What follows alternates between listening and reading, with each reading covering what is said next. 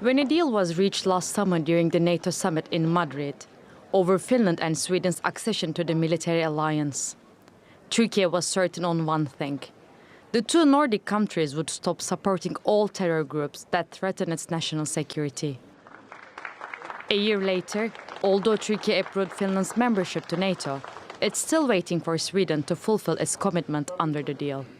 Before leaving for the meeting, President Erdoğan said his country's approval would only happen if he gets support from all NATO members on its fight against terrorism. Sayın Biden. Mr. Biden says he's doing his best about the F-16 program. He said he expects the same from us. I told him that our situation and yours are different. We have a tough stance against terrorism. And since Finland is not involved in terrorism, our parliament gave its membership approval and Finland became a NATO member. But the F-16 issue is not like that.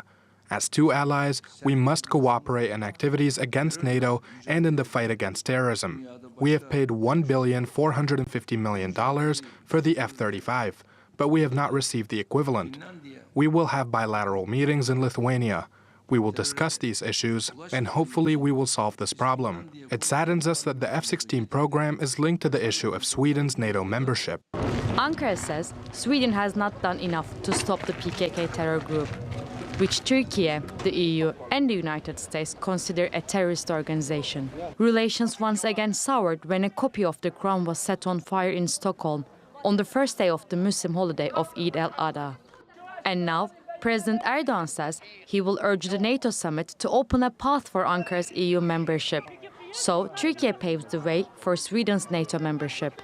Avrupa Birliği kapısında. Turkey has been waiting at the door of the European Union for more than 50 years, and almost all NATO member countries are now EU members. I'm calling out to these countries that have kept Turkey waiting at the EU gate, but I'll also call out in Vilnius. First, let's clear the way for Turkey in the EU. Then, we pave the way for Sweden's NATO membership like we did for Finland. During the two-day NATO summit in Vilnius, the leaders will talk about the challenges faced by the organization, ongoing Russia-Ukraine war, as well as Sweden's bid to join the bloc.